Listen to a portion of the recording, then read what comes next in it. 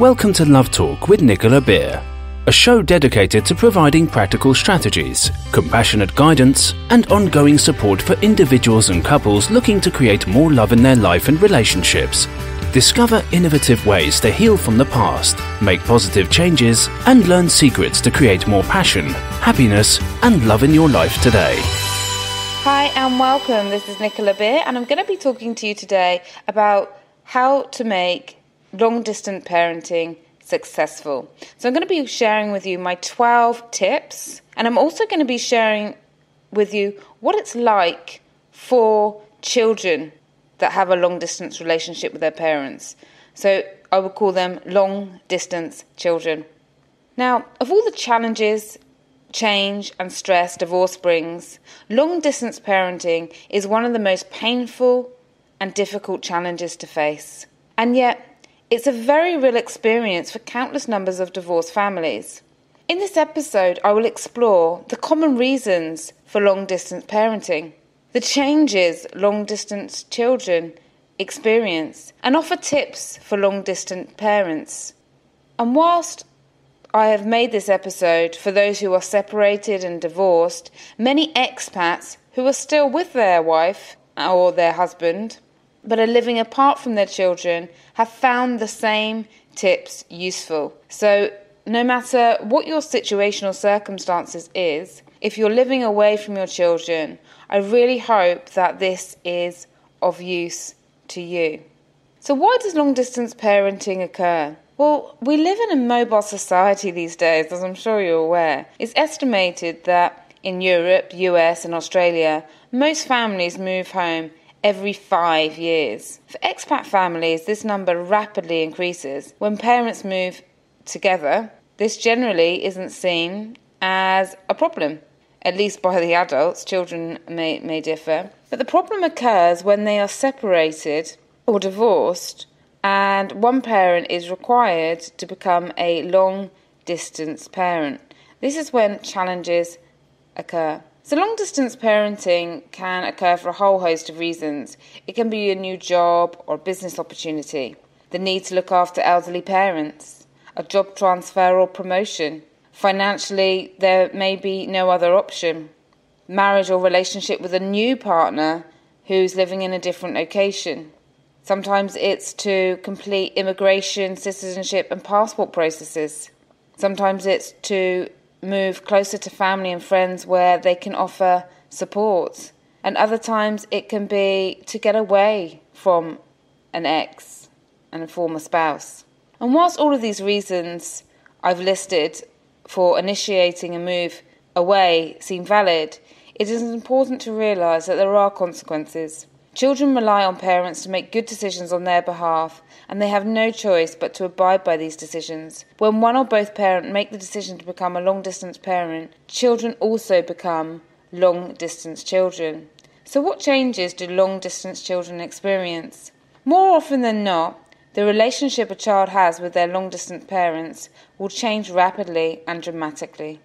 I will outline just a few of the changes that the majority of children experience, so that through awareness, you and your partner, your ex, your former spouse, can take measures to help your children adjust. So also, through this awareness, you may be able to recognise some of this and repair and reverse anything to enhance your relationship. So here are the common changes long-distance children face. 1. They often lose contact with their extended family, grandparents, cousins, aunts, uncles, which is another loss for them. So just be aware of that, and what can you do to encourage they still have a relationship with the extended family, or how can you bridge that gap? 2. Children lose out on having a parent help or check in with them on homework, school activities, parents' evenings, school or sports events, and generally knowing the details of their daily lives.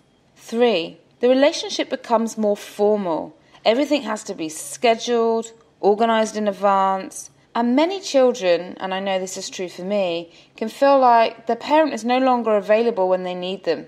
You know, they have to schedule a call with them, and if they've missed that call for that week or that time, then they're left.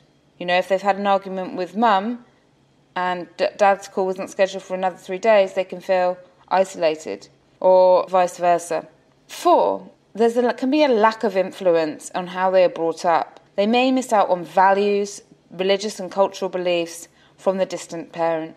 5, travel time can be hugely increased, either on the road or by air, which may be tiring. Now, obviously, this depends on the age of the children, but sometimes, I've seen 4-year-olds and 6-year-olds flying 18-hour journeys to meet one parent on a regular basis, which can be very draining for children. And they can also miss out on activities, friends, daily routines. And 6, common feelings that long-distance children may feel is feelings of abandonment, feelings of guilt, feelings of sadness. Some children worry about their parents being alone. Others feel unloved and abandoned by them. And then there are those that feel guilty.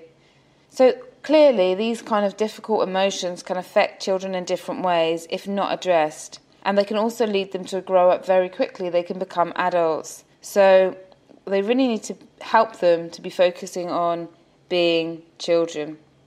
So making long-distance parenting work, both parents need to ensure that the relationship between the parent at a distance and their child continues. This is not easy, especially after divorce. It requires compassion, integrity, flexibility, and a commitment to the parent-child relationship. Both parents are 50% responsible for making the long-distance parenting work, as this is in the child's best interest. Consistent, open communication is essential. When parents are living together, communication is relatively easy when you think about it. And even if the relationship was bitter at the end, at least you knew that you would have the opportunity, by proximity, to discuss your children. If you see your children daily, you know how their day was, what they did at school, when they are sick, who their friends are, what they like to do after school, activities, entertainment that they love and that they hate. You know a lot about them in their day-to-day life. And when parents live together and see each other frequently, information about children and important events can also flow. For example, what they've done at school, what activities are coming up, what school events are coming up, what subjects they're doing well at, what their homework is like, what their concert, holiday dates are, and the like.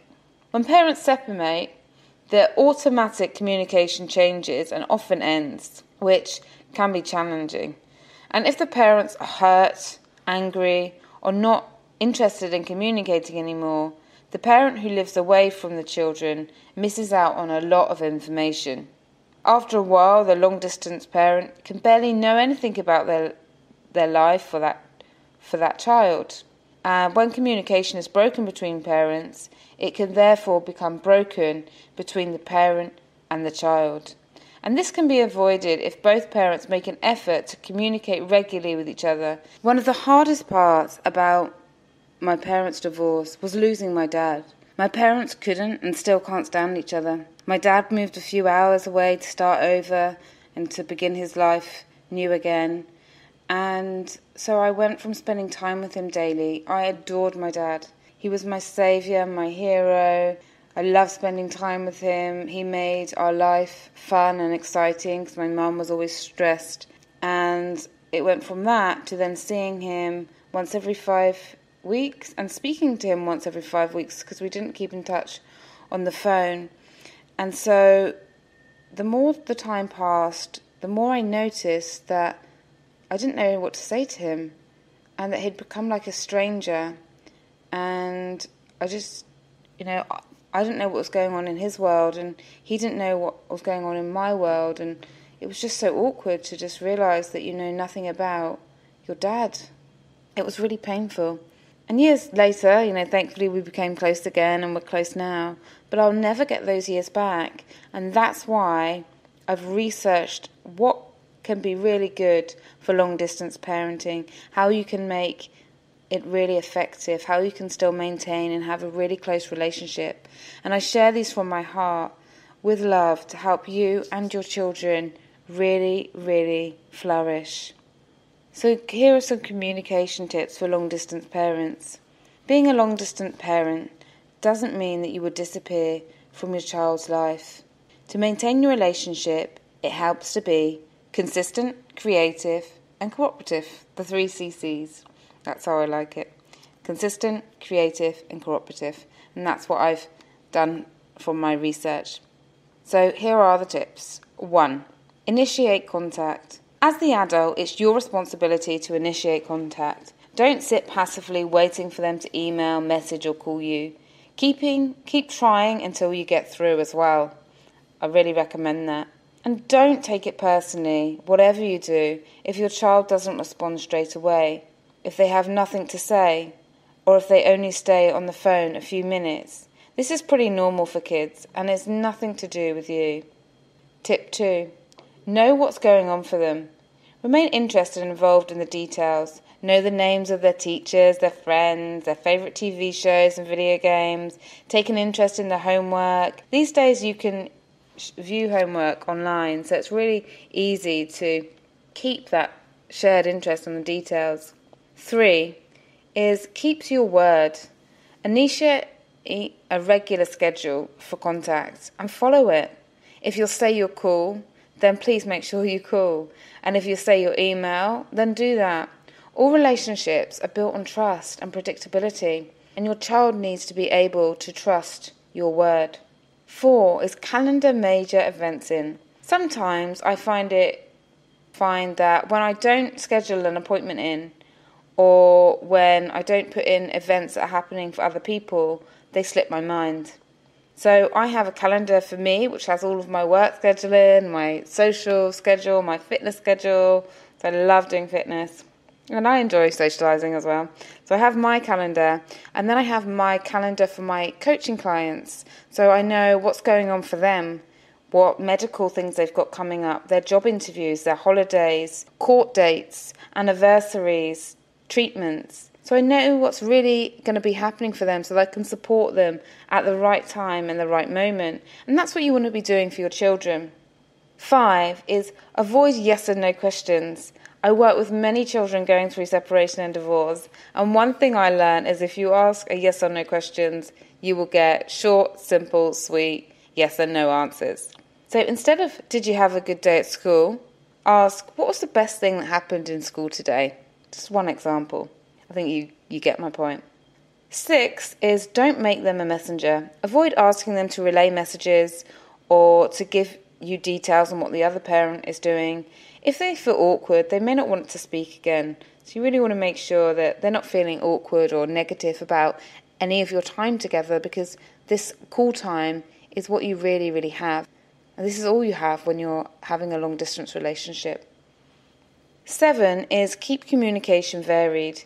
Use video whenever possible when you're talking, because nearly 60%, 57%, of our communication is through our body language. So show your interest, your love for your child through your facial expressions and hand gestures.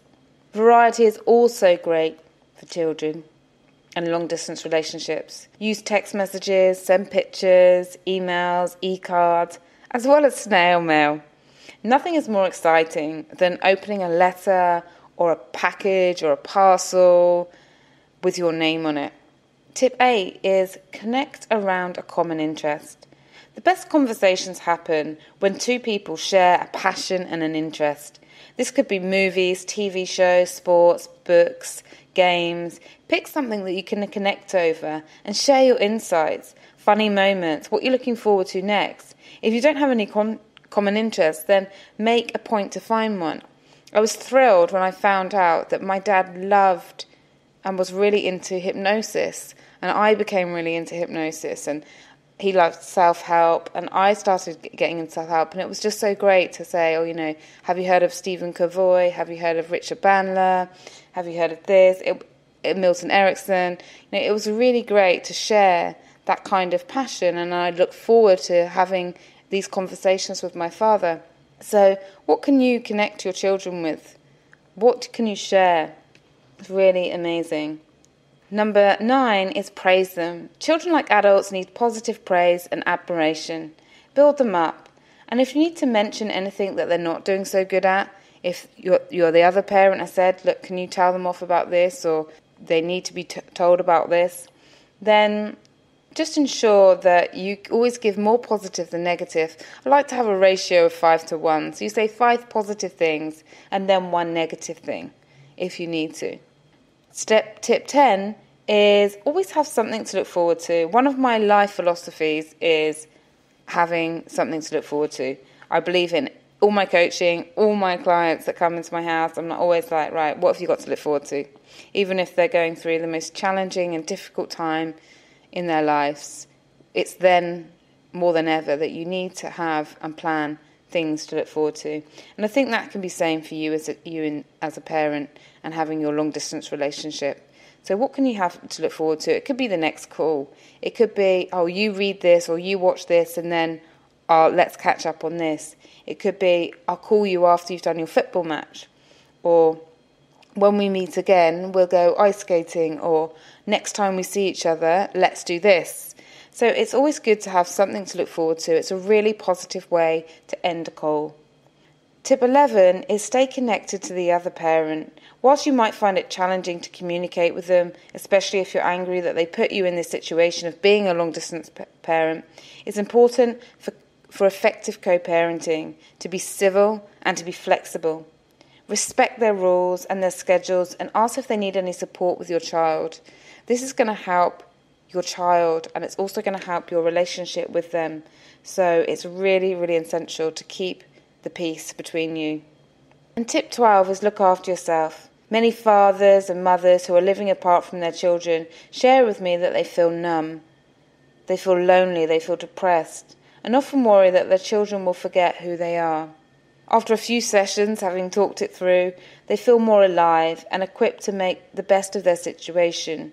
We brainstorm ideas on how to handle any issues to increase the child-parent bond and tips on dealing with a difficult ex. So I encourage you to get with family and friends and share your feelings, share your concerns, and list some ways to address them, list some ways to enhance your relationship with your children, rather than bottle them up, because you deserve happiness too. Well, I hope there was something useful in this today. On my website, my Protect Children Through Divorce free ebook available. This offers 3 of the most common mistakes parents make when it comes to children of divorce. And so you can just get this free copy at www.purepeacecoaching.com. Until the next episode, from my heart to yours, have a wonderful week ahead. Thank you for listening to Love Talk with Nicola Beer. If you have enjoyed the program, please leave a rating and review so more individuals and couples can get the support they need. If you want more great free resources such as improving communication, overcoming affairs, increasing confidence, or dating tips, visit our blog www.purepeacecoaching.com/blog today.